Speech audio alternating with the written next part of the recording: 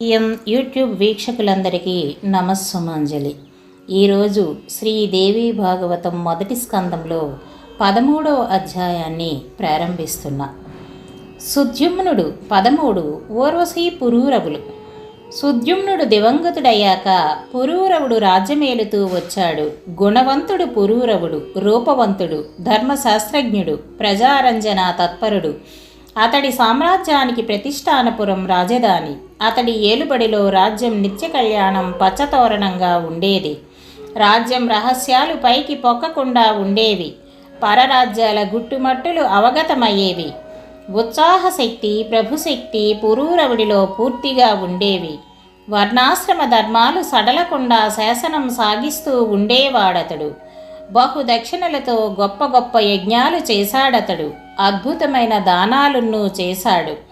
పురూరవ మహారాజు రూపము, గుణము, ఔదార్యము, ఐశ్వర్యము, శీలము, విక్రమము విని అప్సరస ఊర్వశి అతన్ని వలచింది. బ్రహ్మదేవుడి శాపం వల్ల ఆమె స్వర్గం నుంచి భూలోకానికి వచ్చింది. పురూరవుణ్ణి మోహించింది, అతన్ని భర్తగా వరించింది. అయితే 3 నియమాలు మాత్రం పాటించాలని అతన్ని కోరింది. నేను ప్రాణప్రదంగా 2 గొర్రె పిల్లలు పెంచుకుంటున్నాను. వాటిని కంటికి రెప్పలా కాపాడాలి నువ్వు. నేను ప్రతిదినం నెయ్యి తప్ప మరేమీ పుచ్చుకోను. మైథున సమయంలో తప్ప ఇతర సమయాల్లో నువ్వు నగ్నంగా నాకు కనబడకూడదు. రాజా, ఈ నియమాలు ఎప్పుడు తప్పితే అప్పుడు నిన్ను వదిలేసి వెళ్ళిపోతాను. ఇందులో అసత్యమేదీ లేదు అంది. ఊర్వశి ఏర్పరిచిన నియమాలు 3 అంగీకరించాడు పురూరవుడు. ఊర్వశి పురూరవుడి అంతఃపురంలో ఉంటూ వచ్చింది. అయితే ఎప్పుడూ తన శాప విమోచనం కోరుతూ ఉండేది. ఊర్వశి కంటే లోకం కనబడేది కాదు పురూరవుడికి. ఆమె అందము, ఆమె యవ్వనము అతన్ని పరవశుణ్ణి చేశాయి. 6 గడియలు ఆమెతోనే ఉండేవాడతడు. ఆమె ప్రేమే అతడికి ప్రపంచంగా ఉండేది. ఆమెను విడిచి క్షణమైనా ఉండలేకపోయేవాడు. అలా ఎన్నో ఏళ్ళు గడిచిపోయాయి. క్షణాల్లాగా. స్వర్గం ఇంద్రసభలో ఊర్వశి లేని లోపం ఎంతైనా అవుపడింది. దేవేంద్రుడు గంధర్వులతో అన్నాడు ఓనాడు, ఊర్వశి లేందే సభ సభలా లేదు. ఏదో ఉపాయం చేసి ఆమెను తీసుకువచ్చేయాలి మనం. ఒక ఉపాయం చెబుతాను వినండి. ఊర్వశి తన గొర్రెలు రక్షించాలని పురూరవుడికి అప్పగించింది. నియమం పెట్టి వాటిని మీరు దొంగిలించండి. ఊర్వశిని దేవలోకం తీసుకువచ్చేయండి. దేవేంద్రుడి ఆదేశం ప్రకారం విశ్వవసువు మొదలైన గంధర్వులు ప్రతిష్టానపురం వచ్చారు. రాత్రి గాఢాంధకారంగా ఉంది ఆవాల. పురూరవుడు ఊర్వశితో రతిక్రీడలో ఉన్నాడు. అదే సమయమని చొరబడ్డారు గంధర్వులు. ఊర్వశి గొర్రెలు ఎత్తుకు వచ్చారు. ఆకాశ మార్గాన ఆగారు. మేకపిల్లలు 2 అరవడం ఆరంభించాయి. కన్నబిడ్డల్లో పెంచుకుంటున్న ఆ అరుపులు వింది ఊర్వశి. పురూరవుడి మీద విరుచుకుపడింది. రాజా, నేను పెట్టిన నియమాల్లో తొలి నియమం భగ్నమైపోయింది. నిన్ను నమ్ముకున్నాను, చెడ్డాను. ప్రాణప్రదమైన నా గొర్రె పిల్లలు దొంగలెత్తుకుపోయారు. ఆడదానిలా పక్క మీద పడుకున్నావు. నువ్వు వీరుడు అనుకున్నాను. నిజానికి ఆడదానికంటే అన్యాయం. చేతకాని మొగుణ్ణి కట్టుకున్నా చేతకాని కొడుకును కన్నా చెడుతుంది ఆడది. నీ వంటి అధముణ్ణి కట్టుకున్నాను. అయ్యో, నా పుట్టి ములిగింది. నా కన్నబిడ్డలు నా ప్రాణం. నా మేకపిల్లలు పోయాయి అంటూ గోలుగోలు మంది. ఉన్న పలాన ఉబ్బెత్తుగా లేచాడు పురూరవుడు. దిశమలతోని దొంగల కోసం పొరుగెత్తాడు. అతడు బయలుదేరాడో లేదో మెరుపులు మెరిపించారు గంధర్వులు. రాజభవనం పట్ట పగలులా ఔపించింది. పురూరవుడు నగ్నంగా ఊర్వశి కంట పడ్డాడు. అలా 2వ నియమం కూడా భగ్నమైంది. గొర్రెలు వదిలేసి గంధర్వులు పారిపోయారు. దిశమలతో గొర్రెలు పట్టుకువచ్చాడు పురూరవుడు. బాగా అలసిపోయాడతడు. పురూరవుడు తిరిగి వచ్చేసరికి ఊర్వశి అంతఃపురంలో లేదు. ఒప్పందం ప్రకారం అతన్ని వదిలేసి వెళ్ళిపోయిందామె. అంతఃపురం శూన్యంగా ఉంది. మిన్ను విరిగి మీద పడింది పురూరవుడికి. ఊర్వశి లేదు. అంతా అంధకారమైంది అతడికి. ఊర్వశి, ఊర్వశి, ఏది ఊర్వశి? మూర్తీభవించిన శోకమూర్తిలా దీనుడైపోయాడు పురూరవుడు. ఏడ్చాడు, మొత్తుకున్నాడు. అంతఃపురం నుంచి బయటికి వచ్చాడు. రాజమందిరం విడిచిపెట్టేశాడు. ప్రతిష్టానపురం పరిత్యజించాడు, దేశం వదిలేశాడు. ఊర్వశీ నా ఊర్వశీ అంటూ దేశాలు పట్టిపోయాడు. దేశాలు తిరిగాడు. ఎన్నాళ్ళో తిరిగాడు, ఎంతకాలమో తిరిగాడు. ఒకనాడు కురుక్షేత్రంలో హఠాత్తుగా అవుపడింది ఊర్వశి. స్వర్గం అరిచేత ఒరిగినట్టయింది పురూరవుడికి. ఊర్వశీ ఊర్వశీ, ఓ ఘోరమైన ప్రియురాల, ఆగు ఆగు, రవంత నిలబడు, వెళ్ళిపోకు, నన్ను వదిలెయ్యకు. నా మనస్సు నీమీదే ఉంది, నా ప్రాణం నీకోసమే ఉంది. నిరపరాధిని నేను, నీకోసమే బతుకుతున్నాను, వెళ్ళిపోకు, ఆగు. ప్రియురాలా, ప్రియతమా, నన్ను విడిచి వెళ్ళకు, నీకోసమే తిరుగుతున్నాను. నీకోసమే వెదికి వెదికి ఇంత దూరం వచ్చిన ఈ శరీరం ఇక నిలవదు. నువ్వు వెళ్ళిపోయావో ప్రాణం పోయి ఇక్కడే పడిపోతుంది. కుక్కలు, నక్కలు, కాకులు దీన్ని పీక్కు తింటాయి. ఇలా ఎన్నో విధాల ప్రాధేయపడ్డాడు, దీనంగా ఏడ్చాడు. రాజా, పురూరవుడి వ్యాకుల భావం చూసి ఉదార భావంతో అంది ఊర్వశి. రాజుల్లో పెద్ద పులివి నువ్వు, అయితే ఏం లాభం? మూర్ఖుడివి, నీ జ్ఞానం ఏమైపోయిందట? తోడేళ్ల వంటి వాళ్ళు స్త్రీలు, క్రూరమతులు, ఎవ్వరి మీద ప్రేమ ఉండదు వాళ్ళకి. ఆడవాళ్ళని, దొంగల్ని ఎన్నడూ నమ్మకూడదు. ఈ సత్యం గ్రహించు. విచారం విడిచిపెట్టు. తిన్నగా ఇంటి ముఖం పట్టు. సుఖంగా రాజ్యమేలుతూ కాలక్షేపం చెయ్యి. ఊర్వశి ఉపదేశం పురూరవుడికి తలకెక్కలేదు. అతడి ప్రాణాలన్నీ ఆమె మీదే ఉన్నాయి. ఆమె ప్రేమ కోసమే బతుకుతున్నాడతడు. అంచేత ఆమె అలా అనడంతోనే కుంగిపోయాడతడు. దుఃఖం పట్టలేకపోయాడు. మునులారా, ఊర్వశి పురూరవుల చరిత్ర సంక్షేపంగా వినిపించాను. వేదంలో ఈ కథ విస్తారంగా వివరించి ఉంది. శ్రీదేవి భాగవతం మొదటి స్కందంలో ఇది 13వ అధ్యాయం. 14 శ్రీసుకుడు. అలా ఘృతాచిని చూచి ఏం చెయ్యాలో తోచని సందిగ్ధావస్థలో పడ్డాడు వ్యాసుడు. ఏమైనా ఈ దేవకన్య నాకు తగిన స్త్రీ కాదు అని భావించాడు. వ్యాసుడు ముందు వెనుక తటపటాయిస్తూ ఉండడం గమనించింది ఘృతాచి.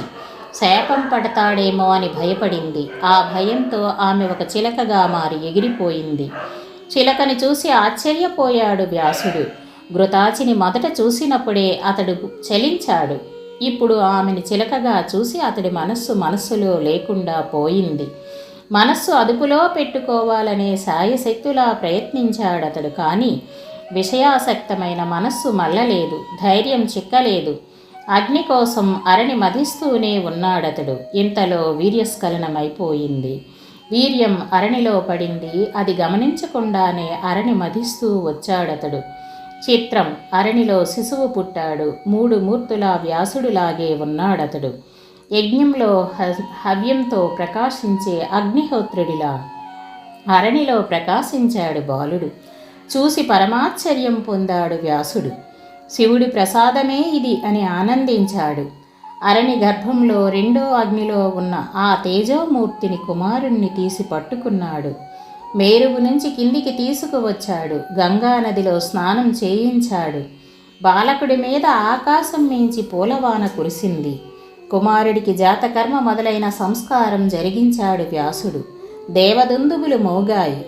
అప్సరసలు నాట్యం చేశారు. నారదుడు, తుంబురుడు, విశ్వావసుడు మొదలైన గంధర్వ నాయకులు గానం చేశారు. దేవతలు, విద్యాధరులు స్తోత్రం చేశారు. పుట్టుకతోనే పెరిగాడు వ్యాసపుత్రుడు. అతడి కోసం ఆకాశం మించి దివ్యమైన దండ కమండలాలు, నల్ల లేడి చర్మము కిందికి దిగివచ్చాయి. వైదిక ధర్మ ప్రకారం కుమారుడికి ఉపనయనం జరిగించాడు వ్యాసుడు. పుట్టుకతోనే 4 వేదాలు, వేదాంగాలు తండ్రిలాగే కంఠస్థమైనాయి బాలకుడికి. ఘృతాచిని సుఖరూపంలో చూసినప్పుడు కలగడం చేత కుమారుడికి శకుడు అని నా పేరు పెట్టాడు వ్యాసుడు. దేవగురువు బృహస్పతి దగ్గర విద్యలను అభ్యసించాడు. శకుడు యథావిధిగా బ్రహ్మచర్యం పాలించాడు. వేదాంగాల రహస్యాలు నేర్చుకున్నాడు. ధర్మశాస్త్రాలు అభ్యసించాడు. గురుదక్షిణ చెల్లించి గురుకులం నుండి తండ్రి దగ్గరికి తిరిగి వచ్చాడు. గురుకులం నుంచి తిరిగి వచ్చిన కుమారుణ్ణి గుండెలకు అద్దుకున్నాడు వ్యాసుడు. శిరస్సు ముద్దాడాడు. కుశలమడిగాడు. అతడు నేర్చిన విద్యలు పరీక్షించాడు. కుమారుణ్ణి తన రమణకాశ్రమంలో ఉంచాడతడు. అతన్ని పెళ్లి చేసి ఒక ఇంటివాణ్ణి చెయ్యాలని అతడి సంకల్పం. తగిన మునికన్యని కోడలిగా తీసుకుని వచ్చి ముద్దు ముచ్చట చూడాలని అతడి అభిలాష. ఈ అభిలాషతో ఎన్నో కలలు కన్నాడతడు. ఓనాడు శకుణ్ణి దగ్గరికి పిలిచాడు. తన అభిలాష ఆదర వాక్యాలతో తెలియచేశాడు. నాయన సుఖ, వేదాలన్నీ అవగతమయ్యాయి నీకు, ధర్మశాస్త్రాలు వంట పట్టాయి, సంతోషంగా ఉంది నాకు. మహామతివి నువ్వు, ప్రయోజకుడివయ్యావు. ఇక వివాహం చేసుకుని ఒక ఇంటివాడివి కావాలి. గృహస్థాశ్రమం స్వీకరించు. దేవయజ్ఞము పితృయజ్ఞము చెయ్యి. నీ మనస్సుకి నచ్చిన కన్యని వరించు. నన్ను రుణ విముక్తుణ్ణి చెయ్యి. కుమారులని కను. పుత్రులు లేని వాళ్ళకి పుట్టగతులుండవు. స్వర్గం స్వప్నమే అయిపోతుంది. బ్రహ్మచర్యాశ్రమం పూర్తి చేశావు, ఇక గృహస్థాశ్రమంలో ప్రవేశించు. ఒక ఇంటివాడవై నన్ను సంతోషపెట్టు. కొండంత ఆశ నీ మీద పెట్టుకున్నాను, నా ఆశ పండినట్టు చెయ్యి. మహాఘోరమైన తపస్సు చేసి నిన్ను కన్నాను. అయోనిజుడివి నువ్వు, దేవరూపివి, మహాప్రాజ్ఞుడివి. నీ తండ్రిని రక్షించు అన్నాడు.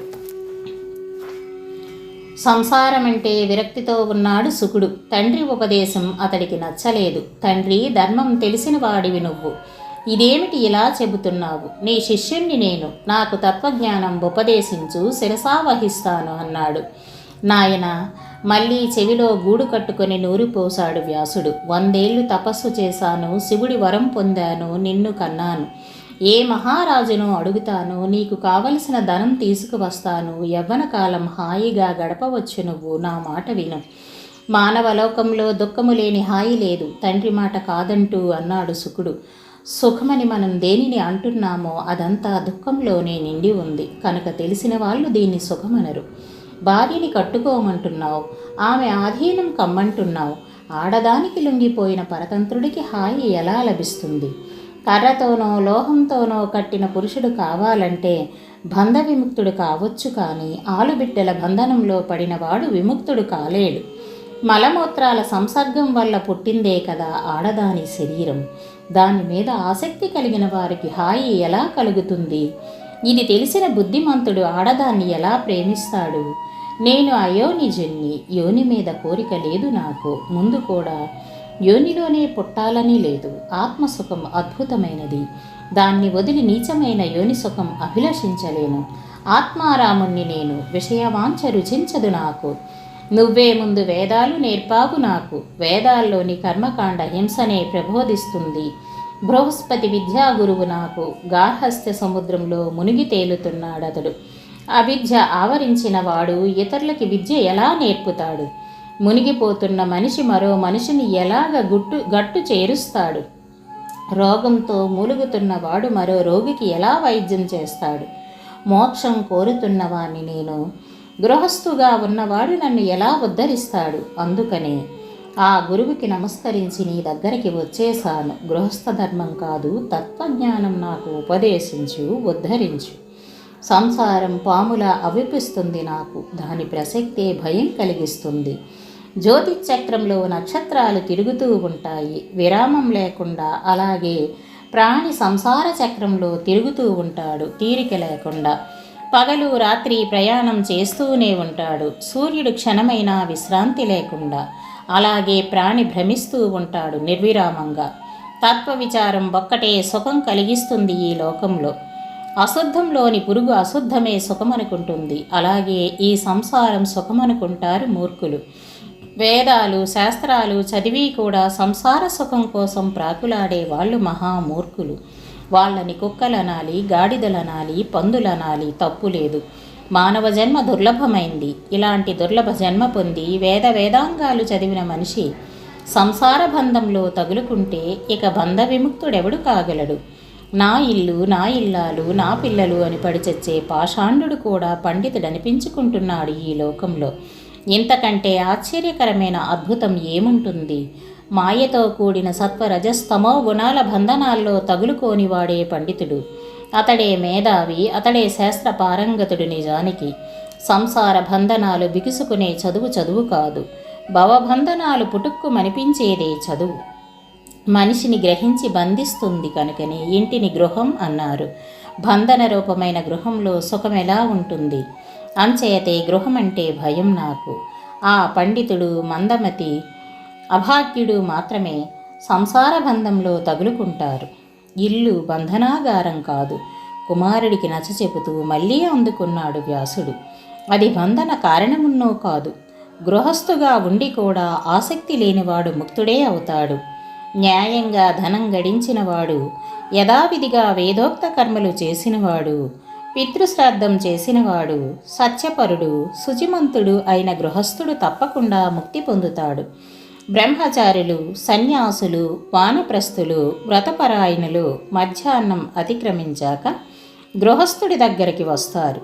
ధర్మాత్ములైన గృహస్థులు అందరికీ ఉపకారం చేస్తారు, శ్రద్ధాభక్తులు చూపుతారు, మధుర వచనాలతోనూ అన్నదానాలతోనూ తృప్తిపరుస్తారు. ఆచార్యులైన వశిష్ఠుడు మొదలైన జ్ఞానవంతులు ఆచరిస్తున్న గృహస్థ ధర్మం కంటే ఉత్తమమైన ధర్మం కానీ విని ఎరగం కదా.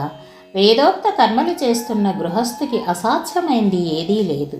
స్వర్గం, మోక్షం, ఉత్తమ జన్మ ఇది కరతలామలకమవుతుంది వారికి. అంతేకాదు, ఒక ఆశ్రమం నుంచి ఇంకో ఆశ్రమానికి వెళ్ళాలి మనిషి. క్రమంగా ధర్మం తెలిసిన వాళ్ళు ఏవన్మంది అంగీకరించిన విషయం ఇది. కనుక బ్రహ్మచర్యాశ్రమం నుంచి గృహస్థాశ్రమంలో ప్రవేశించాలి నువ్వు. నా మాట విను, వివాహం చేసుకో, ఒక ఇంటివాడివి కా. దేవతల్ని, పితరుల్ని సంతృప్తిపరచు, నిన్ను ఆశ్రయించిన వాళ్ళని సంతోషపెట్టు, కుమారులని కను. ప్రయోజకులయ్యాక వాళ్ళని గృహస్థాశ్రమంలో ప్రవేశపెట్టు. అనంతరం ఇల్లు వదిలి అడవికి వెళ్ళు. అడవిలో వానప్రస్థాశ్రమం యథావిధిగా పాలించు. ఆ తరువాత సన్యాసాశ్రమం స్వీకరించు. ఇదీ క్రమం. ఆడది లేని మనిషిని ఇంద్రియాలు వెర్రెత్తిస్తాయి. తప్పదు, మనసు మరింత పిచ్చెత్తిస్తుంది. ఇంద్రియాలు గెలవాలంటే పెళ్లి చేసుకోవాలి. యవ్వనం గడిచి ముసలితనం వచ్చాక తపస్సు చేయటం మంచిది. శాస్త్రాలను ఆ విషయమే గొంతెత్తి ఆదేశిస్తున్నాయి. విశ్వామిత్రుడు ఎంతో దుష్కరమైన తపస్సు చేశాడు. 3000 సంవత్సరాలు అన్నపానాలు మానేశాడు. ఇంద్రియాలు అదుపులో పెట్టుకున్నాడు. అంతటి వాడును అప్సరసని మేనకని చూడటంతోనే దిగజారిపోయాడు. అతడికే శకుంతల పుట్టింది. అంత దూరం ఎందుకు? మా తండ్రి పరాశరుడు దాసరాజు కూతుర్ని, కాళి మత్స్యగంధిని చూసి కామాతురుడయ్యాడు. పడవ మీదే ఆమెను అనుభవించాడు. దేవతలకున్నూ ఇది తప్పలేదు. బ్రహ్మదేవుడు తన కూతుర్ని సరస్వతిని కామించి వెంటపడ్డాడు. శివుడు అడ్డుపడవలసి వచ్చింది. అంచేత సుఖ, నీ హితం కోరి చెబుతున్నాను, నా మాట విను. కులీనురాలైన కన్యని నీకు ఇచ్చి నచ్చిన అందగత్తిని కట్టుకో. వైదిక మార్గం అనుసరించు. శ్రీదేవీ భాగవతం మొదటి స్కందంలో ఇది 14వ అధ్యాయం. 15 భాగవతం చదువు. గృహమంటేనే దుఃఖాల పుట్ట. సంసారం చెయ్యనంటూ మళ్ళీ ఎత్తుకున్నాడు సుకుడు. ఉరితాళ్ల వంటిదది, బంధించడమే దాని స్వభావం. అంచేత తండ్రి, గృహస్థాశ్రమం అంగీకరించలేను. ధనం లేని గృహస్థాశ్రమం దారిద్ర్య హేతువు. ధనం కోసం దేవులాడే వాళ్ళకి సుఖం ఎలా వస్తుంది? ధనం లేని దరిద్రుణ్ణి తన వాళ్లే పీడిస్తారు. బిచ్చగాళ్ళకి, నిస్పృహ కలవాళ్ళకి ఉన్న సుఖం దేవేంద్రుడికైనా ఉండదు. వైభవం ఉన్నంత మాత్రాన సుఖపడినవాడు ముల్లోకాల్లోనూ లేడు. తపస్సు చేస్తున్న ఒక మునీశ్వరుని చూస్తూ దేవేంద్రుడంతటి వాడు అడలిపోతాడు. అతడి తేజస్సు నాశనం చేయడానికి అడ్డమాలిన అవస్థలు పడతాడు. బ్రహ్మదేవుడికి కూడా సుఖం లేదు. లక్ష్మి వంటి ఇల్లాలు ఉండి కూడా విష్ణుమూర్తికి సుఖం లేదు. రాక్షసుల రగడితోనే అతడి కాలం గడిచిపోతుంది. అందుకని ఎన్ని బాధలు పడాలో అన్ని బాధలు పడుతున్నాడతడు. సుఖపడాలని ఎన్నో తపస్సులు చేస్తున్నాడు. అయితే ఏం లాభం? గృహస్థు కనుక సుఖం శూన్యంగానే ఉంటుంది. శివుడికి కూడా సుఖం లేదు. తపస్సు చేసి రాక్షసులతో పోరాడడం అతడికిన్ని తప్పలేదు. పుష్కలంగా ధనముండినా సుఖంగా కన్ను మూయలేడు లోభి. ధనం లేని దరిద్రుడికి అసలు సుఖముండదు కదా. ఎలా ఉంటుంది? ఉండదు. తండ్రి, తెలిసి నీ కుమారుణ్ణి సంసార బంధంలో ఎందుకు పడదోస్తావు? ఘోరమైన దుఃఖం తప్ప సుఖం లేదు. సంసారంలో జన్మ దుఃఖం, జరా దుఃఖం, మరణ దుఃఖం, తిరిగి మలమూత్రాల గర్భవాస దుఃఖం, అంతటా దుఃఖమే దుఃఖం. తృష్ణ వల్ల దుఃఖం కలుగుతుంది, లోభం వల్ల దుఃఖం కలుగుతుంది, యాచన వల్ల దుఃఖం కలుగుతుంది. ఈ దుఃఖాల కంటే మరణం సులభం. బ్రాహ్మడు దానాల మీద దక్షిణల మీద ఆధారపడతాడు. బ్రతుకు తెరవు కోసం బుద్ధిబలం ఉపయోగించడు. పరాన్నపుక్కుగా తయారవుతాడు. పరాశ పరమ దుఃఖం. పరాశ్రితుడు ప్రతిదినం మరణిస్తాడు. కొమ్ములు తిరిగిన పండితులు కూడా ధనవంతుల వెంట తాళం వెయ్యవలసి వస్తుంది. ఒక్క కడుపు కోసం ఇంత చింతెందుకు? ఆకు, అలము, దుంప, దుట్ర, కాయ, పండు, కరువా లోకంలో ఆలుబిడ్డలు, కొడుకులు, కోడళ్ళు, మనవలు, మనవరాళ్ళు, బండెడు కుటుంబం పెంచడానికి కొండంత దుఃఖం మొయ్యాలి. ఇక సుఖం ఆకాశం మీద పువ్వులే కదా. అంచేత నాకు సంసారం వద్దు. యోగశాస్త్రం ఉపదేశించు. నిజమైన సుఖమిచ్చే జ్ఞానశాస్త్రం అనుగ్రహించు. కర్మకాండ మీద మనస్సు పోదు నాకు. ప్రారబ్ధ సంచిత వర్తమాన కర్మలు 3 నాశనమయ్యే ఉపాయం ఉపదేశించు. ఆడది జలగ వంటిది, మగాడి నెత్తురు పీల్చేస్తుందది. ఆడదాని భావచేష్టలకు మూర్ఖుడు మాత్రం మోసపోతాడు. నిజం తెలుసుకోలేడు. ముద్దు ముద్దు మాటలతో మగాడి మనస్సు హరిస్తుంది. ఆడది సంభోగం ద్వారా వీర్యం హరిస్తుంది. ఇల్లు ఒళ్ళు గొల్ల చేస్తుంది. ఆడదానికంటే దొంగ ఎవరుంటారు? ఆడది నిద్రాసుఖం హరిస్తుంది. అష్ట కష్టాలు తెచ్చిపెడుతుంది. దుఃఖం కొని తెచ్చుకుందుకే ఆడదాన్ని మెడగట్టుకుంటాడు మగాడు. అంతకంటే మూర్ఖుడు అభాగ్యుడు మరెవడు ఉంటాడని. ఆడదాని వల్ల దుఃఖం తప్ప సుఖం లేదు. కుమారుడి వైరాగ్యం విచారంలో ముంచింది తండ్రిని. ఇప్పుడు ఏం దారి అంటూ ఆలోచించాడతడు. అతడి కళ్ళు చెమ్మగిల్లాయి. శరీరం వణికింది. మనస్సు గ్లానితో బాధపడింది. తండ్రి దుఃఖం చూసి తెల్లబోయాడు శుకుడు. విస్మయంతో అతడి నేత్రాలు ఉత్పుల్లమయ్యాయి. అహో మాయాబలం అనుకున్నాడతడు. మాయాబలం మహోగ్రమైంది. వేదాంత దర్శనకర్త, సర్వజ్ఞుడు, వేద సమ్మతుడు నా తండ్రి వ్యాసుణ్ణి కూడా మోహంలో పడదోసింది. ఏం మాయో అది! ఎంతటి మాయో! పురాణాల వక్త, మహాభారత నిర్మాత, వేద విభాగకర్త వ్యాసదేవుడు కూడా మోహపరవశుడయ్యాడు. ఆ పరాశక్తి దేవి మాత్రం శరణ్యం ఎప్పుడు? బ్రహ్మ, విష్ణు, మహేశ్వరుల్ని సైతం మోహసముద్రంలో ముంచుతుందామె. ఇతరుల సంగతి చెప్పేదేముంది? ఈ మాయ నుంచి తప్పించుకున్న వాళ్ళు ముల్లోకాల్లో ఎవ్వరూ లేరు. బ్రహ్మదేవుడు, విష్ణుమూర్తి, శివుడు 50 మందిని మాయలో కప్పించింది మహామాయ జగదంబ. ఆ తల్లి పరాక్రమాలు అనంతం. తన మాయతో ఆమె సర్వేశ్వరుణ్ణి తన చేతి కీలుబొమ్మ చేసుకుంది.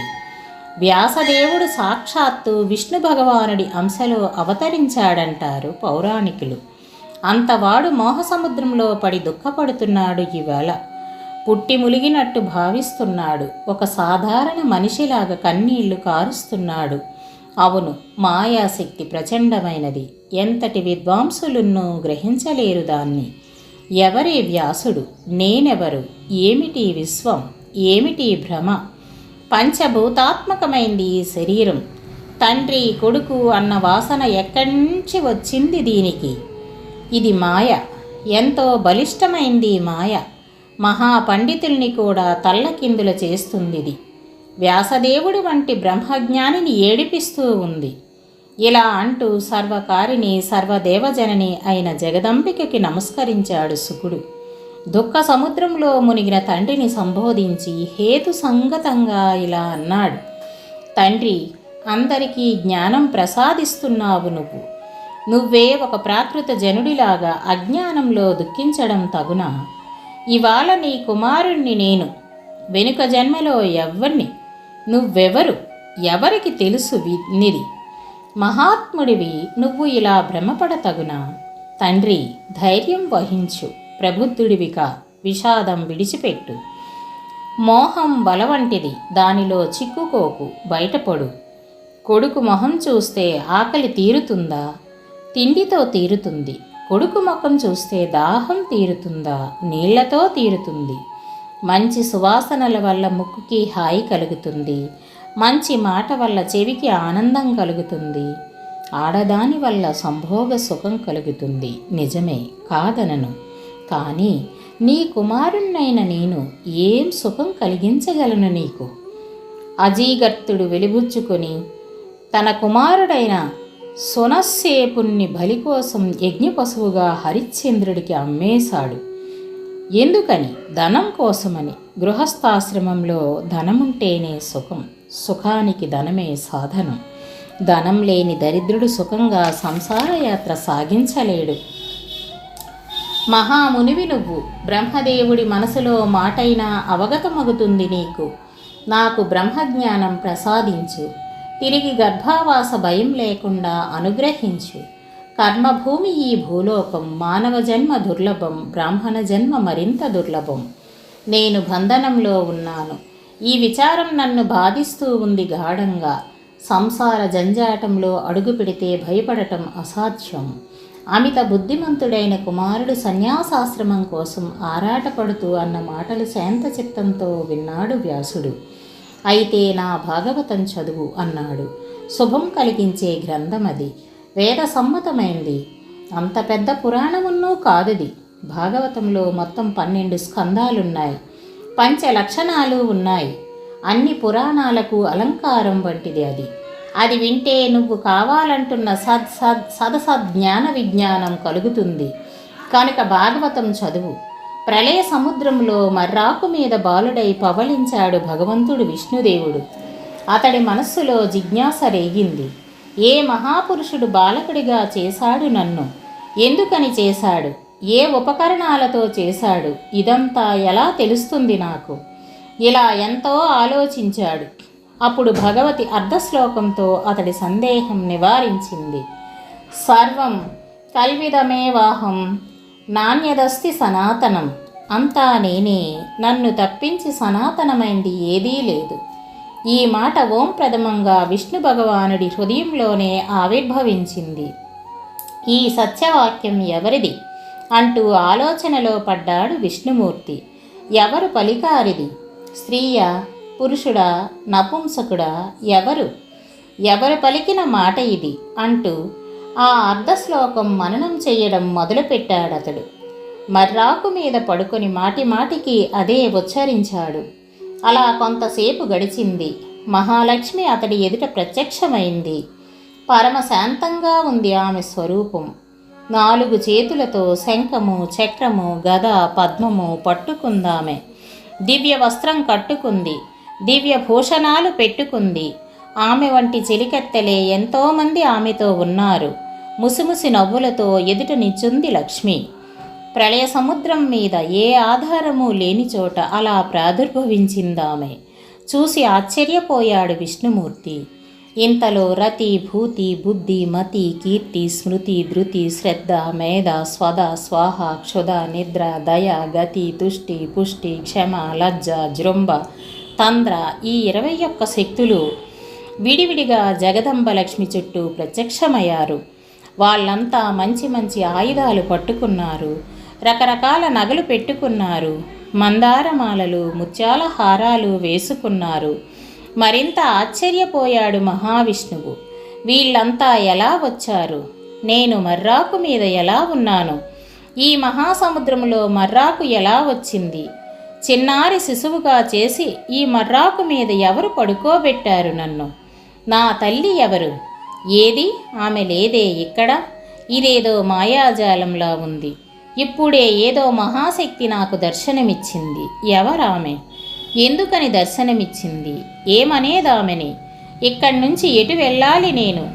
ఇక్కడే ఎప్పుడు ఇలాగే ఉండేదా? బాలున్న ఈ మర్రాకు మీదే పవలించేదా? శ్రీదేవీ భాగవతం 1వ స్కందంలో ఇది 15వ అధ్యాయం. 16 మిదిల వెళ్ళు. మర్రాకు మీద పడుకొని అలా విస్మితుడవుతున్న విష్ణుమూర్తిని చూసి ముసిమిసి నవ్వులు నవ్వింది దేవి. విష్ణుదేవా, మెల్లిమెల్లిగా మధురంగా అందామె. ఇలా ఆశ్చర్యపోతున్నావేమి? మహాశక్తి ప్రభావంతో మరిచిపోయావా నన్ను? మొదట కూడా సృష్టి ఆరంభంలోనూ ప్రళయకాలంలోనూ పదే పదే ఎన్నో మార్లు పుట్టావు నువ్వు. ఆ పరాశక్తి నిర్గుణమైంది. నువ్వు నేను సుగుణ స్వరూపులం. సాత్విక శక్తిని నేను, లక్ష్మిని. నీ నాభికమలంలో రజోగుణ సంపన్నుడైన బ్రహ్మ పుడతాడు. అన్ని లోకాలు సృష్టి చేస్తాడతడు. తపస్సు చేస్తాడు. శక్తి సంపాదిస్తాడు. తన రజోగుణముతో 3 లోకాలు రక్తవర్ణంగా మారుస్తాడు. బుద్ధివంతుడవుతాడు. గుణాలతో భూమి, నీరు మొదలైన 5 తత్వాలు నిర్మిస్తాడు. ఇంద్రియాలు, మనస్సు, ఆత్మ సృష్టిస్తాడు. సృష్టి చేసి సృష్టికర్త అనిపించుకుంటాడు. బ్రహ్మ సృష్టించిన విశ్వం నువ్వు పాలిస్తావు. నువ్వు కోపం తెచ్చుకున్నప్పుడు నీ బొమ్మము నుండి రుద్రుడు పుడతాడు. ఎంతో ఘోరమైన తపస్సు చేస్తాడతడు. తామసీ శక్తి సంపాదిస్తాడు. కల్పాంతకాలంలో విశ్వసంహారం చేస్తాడు. ఇదిగో ఇందుకోసమే నీ దగ్గరికి వచ్చాను నేను సాత్వికీ శక్తిని. నన్ను తెలుసుకో. ఎప్పుడూ నీ దగ్గరే ఉంటాను నేను.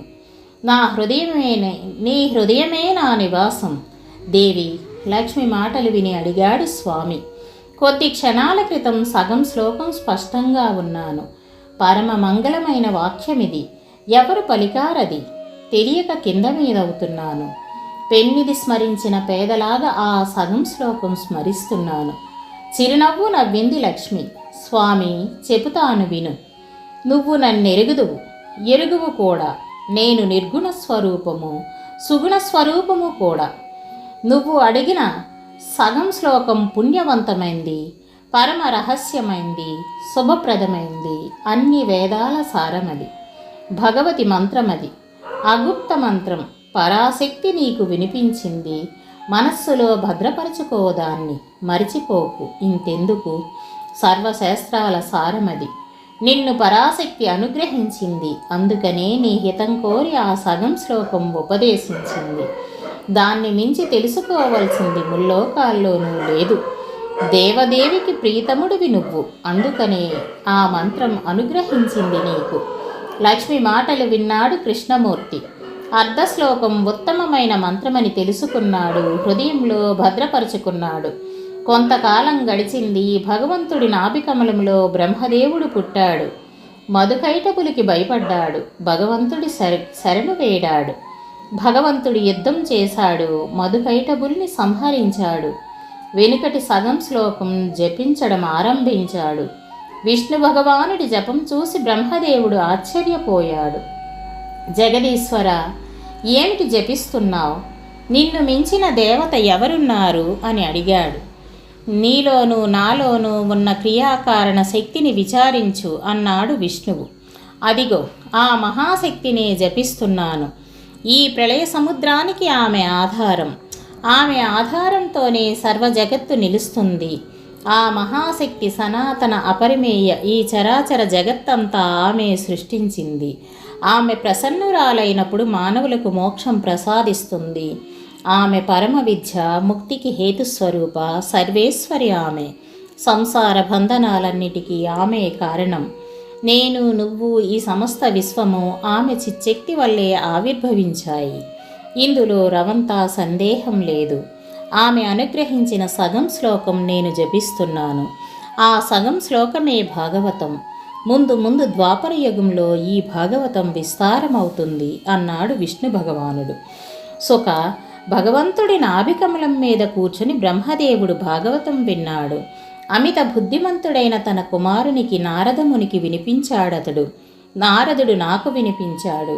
దాన్నే ఆధారం చేసుకుని 12 స్కందాలుగా పెంచి రాశాను నేను. వేద సమ్మతమైంది భాగవతం. 5 లక్షణాలు పట్టాయి దీనికి. దేవి ఉత్తమ చరిత్ర ప్రతి స్కందంలోనూ నిండి ఉంది. కనుక దేవీ భాగవతం చదువు. నువ్వు కోరిన తత్వజ్ఞానం పరిపూర్ణంగా ఉంది అందులో. అన్ని పురాణాల తలమానికం అది. ధర్మశాస్త్రంతో సమానమైంది, పుణ్యప్రదమైంది. వేదార్థాలన్నీ అందులో ఉన్నాయి. వృతాసుర వధ మొదలైన కథలను ఎన్నో ఉన్నాయి. బ్రహ్మ విద్యకి నిదానం భాగవతం. సంసార సముద్రం తరించడానికి నావ భాగవతం. పరమ పవిత్రమైంది భాగవతం. మంగళప్రదమైంది భాగవతం. అజ్ఞానాంధకారానికి నడిపొద్దు భాగవతం. దివ్య జ్ఞానానికి దివ్యాంజనం భాగవతం. శాంతి ప్రసాదిస్తుంది. సుఖం కలిగిస్తుంది. ధన్యత చేకూరుస్తుంది. ఆయుర్దాయం అధికం చేస్తుంది. అది విన్నా చదివినా సంతానం కలుగుతుంది. కొడుకులు మనుమలు ఇల్లు కళకళలాడుతుంది. నువ్వు మతిమంతుడివి. భాగవతం చదవడానికి తగిన యోగ్యత కలవాడివి కనుకనే చెబుతున్నాను. తప్పకుండా భాగవతం చదువు. దానిలోని 18,000 శ్లోకాలు మనస్సుకి పట్టించుకో. అదిగో ఈ సూతుడు నా శిష్యుడు, లోమ హర్షునుడి కుమారుడితడు. ఇతడును నీతో కలిసి ఈ పురాణ సంహిత అధ్యయనం చేస్తాడు. కుమారుడితో ఇలా చెప్పి నన్ను కూడా ఆజ్ఞాపించాడు వ్యాసుడు. గురుదేవుడి ఆదేశం ప్రకారం శుకుడితో కలిసి దేవీ భాగవత మహాపురాణం చక్కగా అభ్యసించాను. శుకుడు వ్యాసాశ్రమంలో ఉండి భాగవతం అధ్యయనం చేశాడు. అయితే అతడికి శాంతి లభించలేదక్కడ. ఎప్పుడూ ఒంటరిగా ఉంటూ వచ్చాడతడు. వికలమైన మనస్సుతో ఉండేవాడు. శూన్యం చూస్తూ ఉండేవాడు. సరిగా భోజనం చేసేవాడు కాడు. ఉపవాసాలతో గడిపేవాడు. కుమారుడి విచారం కనిపెట్టాడు వ్యాసుడు. చేరబిలిచి ఒకనాడు ఇలా అన్నాడు, నాయనా, ఏమిటో ఈ విచారిస్తున్నావు? ఎందుకు నీకీ చింత? అప్పుల పాలైన వాడిలాగా ఎప్పుడూ విచారంతోనే ఉంటావేం తండ్రి? నేనంటూ ఉండగా ఏం లోపం వచ్చిందో నీకు? స్వేచ్ఛగా ఉండు, సుఖముగా ఉండు, విచారం విడిచిపెట్టు. కావలిస్తే శాస్త్రజ్ఞానం గురించి విచారించు. విజ్ఞానం మీద మనస్సు లగ్నం చేయి. నా ఉపదేశం వల్ల నీకు శాంతి లభించలేదా? అయితే ఒక పని చెయ్యి, మిథిల వెళ్ళు. జనక చక్రవర్తిని కలుసుకో. అతడు జ్ఞానం ప్రసాదిస్తాడు. నీ అజ్ఞానం రూపుమాపుతాడు. జనకుడు సత్యసంధుడు, ధర్మాత్ముడు, రాజఋషి, జీవన్ముక్తుడు, విదేహుడు, బ్రహ్మజ్ఞాని, పూతాత్ముడు, శాంతుడు, యోగి, యోగప్రియుడు. అతడి దగ్గరకు వెళ్ళు. నీ సందేహాలు తీర్చుకో. వర్ణాశ్రమ ధర్మాల యథార్థ స్వరూపం అడిగి తెలుసుకో. జనక చక్రవర్తి జ్ఞానోపదేశం చేస్తాడా? తండ్రి చెప్పింది విని అన్నాడు శుకుడు. అసంభవం, అతడంతా దంభమే అనుకుంటాను. జనకుడు జీవన్ముక్తుడా? అయితే రాజ్యమేలడమేమిటి? మహారాజు అనిపించుకోవడమేమిటి? గుడ్రాలి బిడ్డ అంటే ఎంత అర్థమో మహారాజు మహాత్ముడంటే అంత అర్థం. రాజ్యమేలుతూ విదేహుడని ఎలా అనిపించుకుంటున్నాడట? అంతా చిత్రం అనిపిస్తూ ఉంది నాకు. తీరని సందేహంగానూ ఉంది. సరే అని దేవరాజు దర్శనం చేస్తాను. నీటి మీద తామరాకులా సంసారం అండకుండా ఎలా ఉన్నాడో తెలుసుకుంటాను. మోక్షమంటే మరో అర్థం చెప్పడం లేదు కదా అతడు? సందేహంగా ఉంది నాకు. ఏమంటే భోగాలు అనుభవిస్తున్నాడతడు. భోగి విరాగి ఎలా అవుతాడు? అతడి భోగాలు అభోగాలు ఎలా అవుతాయి? అతడు కర్మలు చేస్తున్నాడు. అవి అకర్మలు ఎలా అవుతాయి? ఇంద్రియ వ్యాపారం వ్యతిరేకంగా ఎలా పరిణమిస్తుంది? తల్లి, పిల్ల, ఆలు, అక్క, లంజ, పతివ్రత వీళ్లలో భేదమే లేదా అతడికి? ఈ భేదబుద్ధి ఉన్నప్పుడు ముక్తి ఎలా సాధ్యపడుతుంది? కటువు, క్షారము, తీక్షము, కషాయము, తీపి ఆ రుచులు అతడి నాలుక గ్రహిస్తుంది కదా. మంచి పదార్థాలే అభిలషిస్తాడు కదా అతడు. అయినప్పుడు ముక్తుడెలా అవుతాడు? చలి, వేడి, సుఖం, దుఃఖం ఈ ద్వంద్వాలు అతిక్రమించని వాడు ముక్తుడెలా అవుతాడు? చక్రవర్తి పదవిలో ఉన్నాడు జనకుడు. శత్రువుల్ని మిత్రుల్ని ఒక్కలాగే చూస్తాడా అతడు? రాజ్యం చేస్తున్నవాడు దొంగల్ని దొరల్ని ఒక్కలాగే ఎలా చూడగలడు? సమభావం లేనివాడు జీవన్ముక్తుడవుతాడు. మహారాజు జీవన్ముక్తుడు ఇదెక్కడా వినలేదు. గృహస్థుగా ఉన్నవాడు జీవన్ముక్తుడెలా అవుతాడంటాను. అసంభవం సంభవం ఎలా అవుతుంది? జనక మహారాజు జీవన్ముక్తుడు అని నువ్వు అనటంతోనే అతన్ని చూడాలని తొందరపడుతున్నాను. నా సందేహం తీర్చుకుందుకై మిథిల వెళతాను. శ్రీ దేవీ భాగవతం మొదటి స్కందంలో ఇది 16వ అధ్యాయం. రేపు 17వ అధ్యాయంలో మళ్ళీ కలుసుకుందాం. స్వస్తి ప్రజాభ్యాం పరిపాలయంతాం న్యాయేన మార్గేణ మహిం మహిష గోబ్రహ్మణేజం శుభమస్తు నిత్యం లోకా సమస్తా సుఖినో భవంతు. విశ్వభారతీయం యూట్యూబ్ వీక్షకులందరికీ నమస్సుమాంజలి, కృతజ్ఞతాంజలి సమర్పించుకుంటూ నా ఛానల్ని ఆదరిస్తున్న మీకందరికీ మన వారసత్వ పరంపర కొనసాగించమని విన్నవించుకుంటూ, పుస్తకాలకి ముఖ్యంగా పురాణ కాలం నాటి పుస్తకాలకి దూరం అవుతున్న మన పిల్లల తరానికి ఈ యూట్యూబ్ని పరిచయం చేస్తారని, ఇందులోని కథల్ని, పురాణాల్ని, భగవద్గీత శ్లోకాల్ని వారికి వినిపిస్తారని, మన స్వచ్ఛమైన హిందూ సంస్కృతి సాంప్రదాయాలు వాళ్ళు ఆచరించేలా, పఠించేలా, పాటించేలా తగినటువంటి ప్రోత్సాహాన్ని వారికి అందిస్తారని మనస వాచ కర్మన కోరుకుంటూ ఇంతటితో సెలవు. గోవిందనామాలు ఒకసారి. శ్రీనివాస గోవింద, శ్రీ వెంకటేశ గోవింద, భక్తవత్సల గోవింద, భాగవత ప్రియ గోవింద, నిత్య నిర్మల గోవింద, నీలమేఘశ్యామ గోవింద, పురాణ పురుష గోవింద, పుండరీకాక్ష గోవింద, గోవింద హరి గోవింద, గోకుల నందన గోవింద, నందనందన గోవింద, నవనీత చోర గోవింద, పశుపాలక శ్రీ గోవింద, పాప విమోచన గోవింద, దుష్ట సంహార గోవింద, దురిత నివారణ గోవింద, శిష్ట పరిపాలక గోవింద, కష్ట నివారణ గోవింద, గోవింద హరి గోవింద, గోకుల నందన గోవింద, వజ్రమకుటధర గోవింద, వరాహమూర్తివి గోవింద, గోపీజనలోల గోవింద, గోవర్ధనోద్ధార గోవింద, దశరథనందన గోవింద, దశముఖమర్ధన గోవింద, పక్షివాహన గోవింద, పాండవ ప్రియ గోవింద, గోవింద హరి గోవింద, గోకుల నందన గోవింద, మత్స్యకూర్మ గోవింద, మధుసూదన హరి గోవింద, వరాహ నరసింహ గోవింద, వామన భృగ్రామ గోవింద, బౌద్ధ కల్కిధర గోవింద, వేణుగాన ప్రియ గోవింద, వెంకటరమణ గోవింద, గోవింద హరి గోవింద, గోకుల నందన గోవింద, సీతానాయక గోవింద, శ్రిత పరిపాలక గోవింద.